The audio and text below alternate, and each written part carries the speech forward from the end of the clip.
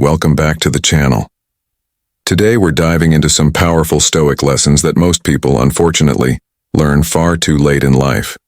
Stoicism offers a timeless philosophy for living a fulfilled and peaceful life. But the truth is, many of these lessons aren't fully appreciated until we've already experienced hardship or regret. Let's jump into the Stoic wisdom that, if applied earlier, could save us a lot of unnecessary pain. Number 1. Control what you can. Accept what you can't. We've all been there. Worrying about things beyond our control. Stressing about situations we can't change. But what if I told you that peace is found by letting go of what you can't control and mastering what you can? Stoicism teaches us a profound lesson. Control what you can, accept what you can't. This simple philosophy, when practiced, can completely transform the way we approach life. So, what exactly can we control? Our thoughts, our actions, and our responses. The way we choose to react to events is entirely within our power. When we stop trying to control everything else, we free up energy to improve ourselves. Control your mind, actions, and attitude. On the other hand, we cannot control external events or the actions of others. Trying to influence these only leads to frustration and suffering. Stoics call this the dichotomy of control, the clear distinction between what's up to us and what's not. When faced with challenges, instead of stressing about outcomes we can't change, Stoics focus on how they respond. In any situation, ask yourself, is this within my control? If the answer is no, then it's time to let go. Respond, don't react. Acceptance doesn't mean giving up. It means shifting your focus to what truly matters. By mastering this mindset, you'll find more peace, more freedom, and more clarity in your life. So today, let's make a conscious decision. Control what you can, accept what you can't, and let Stoicism guide you to a more resilient, balanced life. Number 2, embrace setbacks as growth opportunities. Setbacks. We all face them. But what if I told you that setbacks aren't obstacles, but opportunities? Opportunities to grow, evolve, and become stronger than you were before. Welcome back to the channel, where today we're diving into how to embrace setbacks as the powerful growth catalyst they truly are. Whether you're striving for success in your career, relationships, or personal development, setbacks are inevitable. But it's not about avoiding them. It's about how we respond. Stick around, because by the end of this video, you'll learn how to shift your mindset and view setbacks as stepping stones to success. The first step in embracing setbacks is changing how you see them. Instead of labeling them as failures, see them as feedback. Every setback is an opportunity to learn something valuable, whether it's a new skill, a better strategy, or simply discovering what doesn't work. It's not failure, it's fine-tuning. Failure is simply the opportunity to begin again, this time more intelligently. Henry Ford. Take each setback as a chance to recalibrate your approach. Ask yourself, what can I learn from this? How can I improve for next time? Setbacks also build resilience. Life's challenges force us to stretch beyond our comfort zones. It's like muscle training. Every setback breaks you down, but if you get back up and push forward, you become stronger. Each challenge you overcome adds a layer of mental toughness. When you embrace setbacks, you're telling yourself, I can handle this, and I will come out better on the other side. That mindset is essential for long-term growth and success. Growth takes time, and setbacks often test our patience. But patience and persistence are key ingredients for success. Just like a tree doesn't grow overnight, neither will your goals be achieved without trials. Be willing to give yourself the time to grow. Every great accomplishment is built on a foundation of persistence. It's the people who keep going despite setbacks who ultimately succeed. Look at any great success story and you'll find countless setbacks along the way. Steve Jobs was fired from Apple, Oprah was told she wasn't fit for TV, and J.K. Rowling's manuscript was rejected 12 times before Harry Potter became a global phenomenon. Setbacks teach you more than success ever could. They push you to be better, to innovate, and to reevaluate your strategies. So, don't fear setbacks, embrace them. Practical tips on screen as you explain them. Here are a few practical steps to help you embrace setbacks. Reframe your thoughts. Instead of thinking, "Why me?" ask, "What can I learn?" Develop a growth mindset. Believe that setbacks are part of the journey, not the end of it. Set realistic goals. Understand that progress is not always linear. You may take 2 steps forward and 1 step back, and that's okay. Reflect. Take time to analyze what happened and what you can improve on. Keep moving forward. No matter what, don't give up. Each setback is a setup for a comeback. Setbacks are inevitable, but they don't define you. How you respond to them does. Embrace them, learn from them, and use them as fuel for your growth. Remember, every setback is an opportunity in disguise. So, the next time life throws a curveball, don't dodge it, catch it, learn from it, and throw it back harder. If you enjoyed this video and want to see more content on personal growth, make sure to hit that like button and subscribe. Share your thoughts and experiences with setbacks in the comments below. I'd love to hear how you've grown through challenges. Number 2. The present moment is all that truly exists. We spend so much of our lives thinking about the past, worrying about the future. But what if I told you that the only thing that truly matters is right now? Let's explore why embracing the present moment is key to a fulfilled and peaceful life. We often find ourselves trapped in memories of the past or anxieties about the future. But here's the truth. Neither truly exists. The past is simply a collection of memories, and the future is nothing more than a series of predictions. Both are constructs of the mind. Marcus Aurelius once said, "Confine yourself to the present." This is because the present moment is the only space where life actually happens. It's where you can take action, find peace, and experience joy. Why do we struggle so much to be present? In today's world, distractions are everywhere. Social media, endless to-do lists, worries about success or failure. They pull us away from the here and now. It's tempting to replay old mistakes or dwell on future outcomes. But the problem is, this constant mental time travel leaves us feeling anxious, overwhelmed, and disconnected from what's truly important. But when you ground yourself in the present, something incredible happens. You gain clarity. You stop worrying about things beyond your control. You start to experience life more fully, noticing the little details you once overlooked. Think about it. All the moments that make life worth living, laughter, connection, beauty, happen right now. Being present allows you to live more deeply and authentically. So, how can we practice staying present? Here are a few simple tips. Mindful breathing. Take a moment to focus on your breath. Inhale deeply, exhale slowly. This helps anchor you to the present. Let go of control.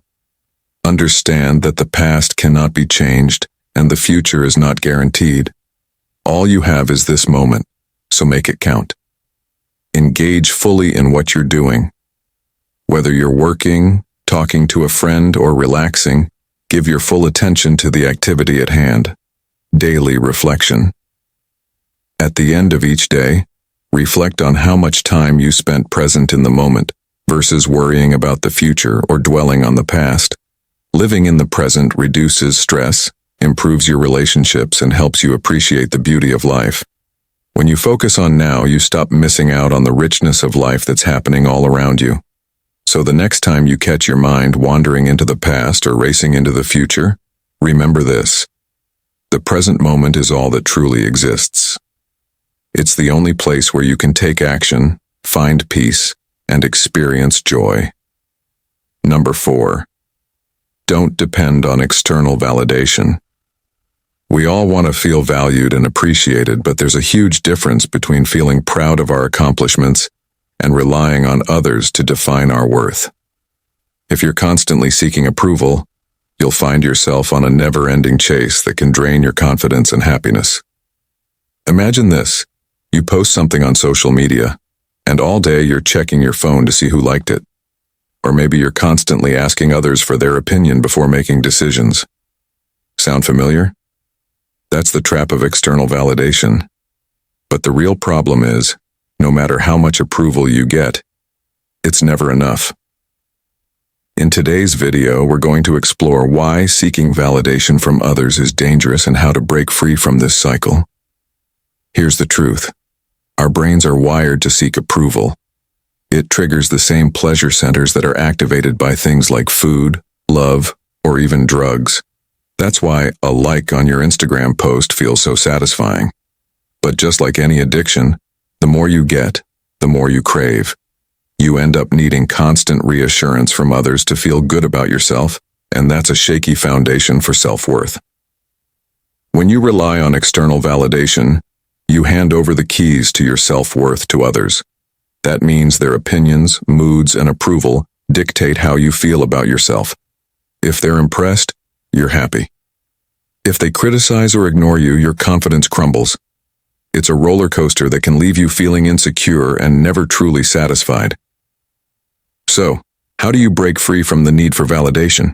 The first step is to realize that true confidence comes from within.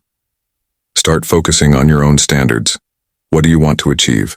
What makes you feel proud? Validation from others will come and go, but self-validation is long-lasting. Here are a few practical steps to get you started. Set internal goals. Stop measuring success by what others think. Define your own metrics for happiness and success. Limit social media use. Take breaks from scrolling. You don't need constant feedback from the online world. Celebrate small wins privately. Learn to acknowledge your achievements without broadcasting them. Surround yourself with supportive people. Choose friends and mentors who appreciate you for who you are, not just what you do. When you learn to validate yourself, you'll notice an amazing shift. You become more resilient, less anxious, and more focused on your goals. You stop wasting time trying to impress others, and instead, you start doing things that truly fulfill you. That's where real confidence and happiness come from. So, the next time you find yourself seeking someone else's approval, pause and ask yourself, am I doing this for me, or am I doing it for them? Remember, your worth isn't dependent on what others think. It comes from within, and it's time to own that. Number 5. Memento mori. Remember, you will die. Life is fleeting. We often go about our days caught up in the hustle, worries, and ambitions, rarely stopping to think about one undeniable truth. We will all die. This may sound grim, but it's not meant to scare you. In fact, it's meant to empower you. The ancient Stoics called it memento mori. Remember, you will die. Memento mori is a powerful concept. By reflecting on death, we begin to see life more clearly. We appreciate each moment, become less attached to trivial worries, and live with greater purpose. The Stoics, like Marcus Aurelius, would remind themselves daily that life is temporary. They embraced mortality not to live in fear, but to live more fully. To the Stoics, death wasn't a distant enemy. It was a companion walking alongside you. When you know that your time is limited, each day becomes more valuable. So, why is memento mori relevant today? In a world where distractions are endless and time feels infinite, remembering death helps us focus on what truly matters. It strips away the illusion that we have endless time to achieve our goals, make amends, or spend time with the people we care about. When we remind ourselves of death, we prioritize better. We stop procrastinating and start taking action. We learn to live in the present, appreciating the small moments that make life beautiful, rather than always striving for the next big thing. But memento mori isn't just about pushing us to do more. It's also a reminder to let go. When we hold on to grudges, regrets, or stress, we're wasting our precious time. By accepting death, we can free ourselves from the chains of negativity. We can live lighter, more serene lives. Many great thinkers and artists throughout history have used symbols like skulls and hourglasses to remind us of death's presence, not as morbid decorations, but as reminders to live intentionally. Every passing second is an opportunity to grow, to learn, to love. Because in the end, what really matters? Is it the material things we chase, the status we hope to achieve, or the deep, meaningful connections we create with others. Memento mori teaches us that the latter is what truly holds value. So, how can you incorporate memento mori into your life? Reflect daily, whether through journaling, meditation, or simply taking a moment of silence to acknowledge that your time here is limited. Use this awareness not to fear death, but to live a life of courage, gratitude, and purpose. Remember, you will die. But until that day comes, live deeply. Make each moment count. Number 6. Emotions are temporary. Don't let them control you. Emotions, they're intense, they're powerful, and sometimes they feel all-consuming. But here's the truth. Emotions are temporary. They come and go like waves, and if we let them, they can control us. But what if we learned how to ride those waves instead of being drowned by them? Emotions are natural responses to situations we face. Happiness, sadness, anger, fear, these feelings are all a part of being human. But here's the key. Emotions are just that, responses. They are not facts. When you're in the middle of an emotional storm, it's easy to believe it's permanent. But emotions are like the weather. Sometimes it rains, sometimes it's sunny, but it's never permanent. When we let our emotions control us, they often push us to act impulsively. Think about the last time you reacted out of anger or fear. How did that work out? Most of the time we end up regretting our decisions. Emotions can make us see things as more urgent or serious than they really are. They can distort reality. But when we recognize that they are temporary, we can pause, breathe, and respond in a way that's more aligned with our true values. So how do you stop letting emotions take the driver's seat in your life? Here are 3 powerful techniques. Pause and breathe. When emotions surge, take a moment to pause. Breathe deeply. This simple act of breathing creates space between you and the emotion, helping you see things more clearly. Label the emotion. Acknowledge what you're feeling.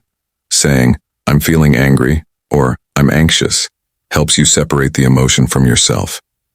You are not your anger or your anxiety. These are temporary feelings. Question the emotion. Ask yourself, is this feeling true? Will this matter in a week, a month, or a year? Often this perspective can help you realize that most emotions are fleeting and not as serious as they seem. The Stoics believed that emotions, just like external events, are beyond our control. But what we can control is our reaction to them. When you accept that emotions are temporary, you gain the power to respond calmly, wisely, and intentionally. Think of emotions like clouds. They pass by. You don't have to hold on to them. You don't have to act on them. You can just observe and let them move on. Mastering your emotions doesn't mean suppressing them. It means understanding their transient nature and not letting them control your actions. When you do this, you live with greater clarity, peace, and purpose. By not letting emotions dictate your life, you'll make better decisions, improve your relationships, and find more balance in your day-to-day experiences. Emotions are temporary, but the actions we take can have lasting consequences. By learning to step back and recognize that your feelings will pass, you regain control over your life. So next time you feel overwhelmed by emotion, remember, breathe, pause, and know that this too shall pass. Don't forget to like, subscribe, and share it with someone who needs to hear this message. Number 7. Material wealth doesn't equal happiness. Success is often measured by how much we have, the cars, the houses, the designer clothes. But let me ask you this. Does more stuff really lead to more happiness? We've all been sold the dream. Advertisements tell us that if we just buy the latest phone or the most expensive car, we'll be happier. But in reality, material wealth only provides temporary satisfaction. It's a high that fades fast, leaving us wanting more. We compare our lives to others and think, if I only had what they had, I'd be happy. But chasing wealth while neglecting inner peace is like running on a treadmill. You're moving, but going nowhere. Studies show that happiness comes from connection, purpose, and a sense of fulfillment. not from material possessions. Experiences like spending time with family, exploring new places, and even simple acts of kindness bring lasting joy. Obsessing over material wealth can have a darker side. It can lead to stress, anxiety, and even broken relationships. The more we focus on what we don't have, the more we suffer. So how do we shift our focus? By embracing minimalism and gratitude. Simplifying your life, focusing on what truly matters, can bring a sense of freedom. It's about appreciating what you already have, rather than constantly craving more. Philosophers like the Stoics believed that true happiness comes from within. They taught us that wealth and external possessions are indifferent. They neither add nor subtract from our inner peace. It's our mindset that counts.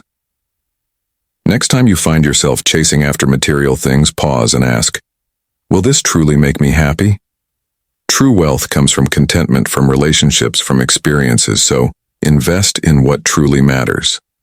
True happiness isn't found in things, it's found in you. Number 8. You are not entitled to anything. Entitlement. It's one of the most dangerous mindsets you can have. Today we're going to talk about why you are not entitled to anything and how understanding this truth will change your life. Many of us grow up believing the world owes us something. Maybe you think because you worked hard, success will automatically come, or because you're a good person, people will treat you fairly. But let me break it to you. Life doesn't work that way. The truth is, you are not guaranteed success, love, or even respect. Just because you exist doesn't mean life will hand you what you want. No one owes you anything. The sooner you accept this, the better off you'll be. So what happens when you feel entitled? Well, you become frustrated, bitter, and disappointed. Why? Because you expect life to deliver on promises it never made. You start to believe that your effort alone deserves reward. And when that doesn't happen, resentment builds. Entitlement keeps you stuck in a victim mentality. You start blaming others for your problems, instead of taking responsibility for your life. You're constantly waiting for someone else to fix things for you. This is where the wisdom of Stoicism comes in. Stoics believe that the world doesn't owe us anything, and that we must focus on what we can control. Our actions, our thoughts, our responses. Once you let go of the belief that you deserve something just for showing up, you free yourself. You're no longer bound by unrealistic expectations. You're driven by purpose and effort, not the hope of guaranteed results. Here's the thing. If you truly want something, you need to take responsibility for going after it. You have to work for it, adapt to failures, and learn from setbacks. No one is going to hand you your dream life on a silver platter. When you release entitlement, you start to see opportunities where others see obstacles. Instead of feeling wronged when life doesn't go your way, you learn to adjust, pivot, and keep moving forward. Think about the most successful people you admire. Do you think they sat around waiting for things to be handed to them? Absolutely not. They understood that nothing in life is promised. They built resilience, took risks, and embraced failure as part of the process. When you shed entitlement, you stop waiting for the world to give you what you think you deserve. Instead, you start giving the world your best effort, regardless of the outcome. So here's the challenge I'm leaving you with. Stop expecting, stop demanding, and stop waiting for things to be handed to you. Focus on what you can control, your effort, your mindset, and your reactions. Let go of entitlement and watch how your life starts to change. Because remember, you are not entitled to anything, but that's exactly why you have the power to create everything. Number 9, be grateful for what you have. In our pursuit of success, growth, and ambition, it's easy to overlook the beauty of what's already in our lives. We often find ourselves chasing the next big thing, whether it's a promotion, a new gadget, or more wealth. But how often do we pause and simply say, thank you, for what we already have? Gratitude has the power to shift your entire perspective. When you focus on what you're grateful for, it changes how you view your circumstances. Instead of seeing lack, you start seeing abundance. Instead of focusing on what you don't have, you're reminded of all that you've been blessed with. Gratitude doesn't always come from big, life-changing events. It often lives in the small, quiet moments of life. The warmth of the sun on your face, the laughter of a loved one, the food on your table. These everyday blessings might seem insignificant, but when you practice gratitude, they become priceless treasures. Scientific studies show that practicing gratitude can lead to better mental health, improved relationships, and even a longer life. When you're grateful, your brain rewires itself to focus on positivity and possibility. It's a simple yet powerful habit that can transform your outlook on life. One of the biggest obstacles to gratitude is comparison. Social media, advertisements, and the pressure to always have more can make us feel like we're not enough. But the truth is, happiness doesn't come from having what others have. It comes from appreciating what's uniquely yours. Gratitude is a practice, not just a feeling. Start by acknowledging one thing each day that you're grateful for. Write it down, say it out loud, or reflect on it quietly. Over time, you'll notice that your mind naturally starts to see more and more reasons to be thankful. Gratitude isn't only for the good times. In fact, it's even more powerful during challenges. When life gets tough, being grateful for the lessons learned, the strength gained, or even just for the ability to face another day, can provide immense comfort and resilience. Remember, gratitude is a way of life. It's not about ignoring your goals or settling for less. It's about appreciating what you have while working toward what you want. Life is happening right now, in this very moment. And the more we pause to be grateful for it, the richer our experience becomes. Take a moment today and think about all the things you're grateful for, big and small. You'll be amazed at how it transforms your life. If this message resonated with you, don't forget to like, share, and subscribe for more insights on living a fulfilled and mindful life. Number 10. Detach from the opinions of others.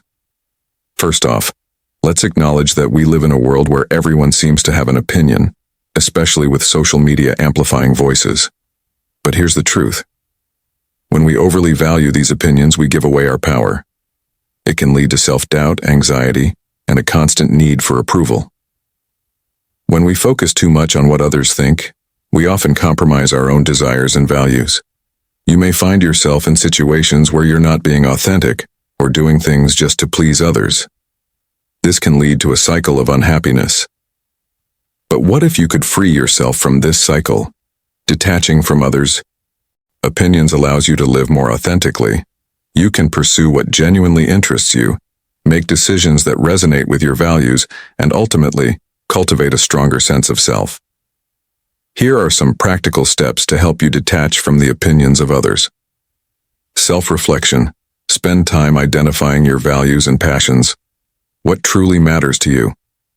Limit social media exposure. Curate your feed. Follow people who inspire you and unfollow those who bring negativity. Practice mindfulness. Engage in mindfulness exercises to center yourself and recognize when you're feeling swayed by others' opinions. Surround yourself with supportive people. Choose to be around those who encourage your authentic self and provide constructive feedback. Affirmations. Create affirmations that reinforce your self-worth and independence from others' judgments. Many successful individuals have faced criticism. For example, Steve Jobs often talked about the importance of following your intuition over public opinion. His dedication to his vision ultimately changed the world. Remember, you have the power to choose what opinions you let influence you. Detaching from the opinions of others isn't about ignoring feedback. It's about prioritizing your self-worth and values above external judgment. If you found this video helpful, don't forget to like, subscribe, and share your thoughts in the comments below. What steps will you take to detach from the opinions of others? Thanks for watching, and I'll see you in the next one.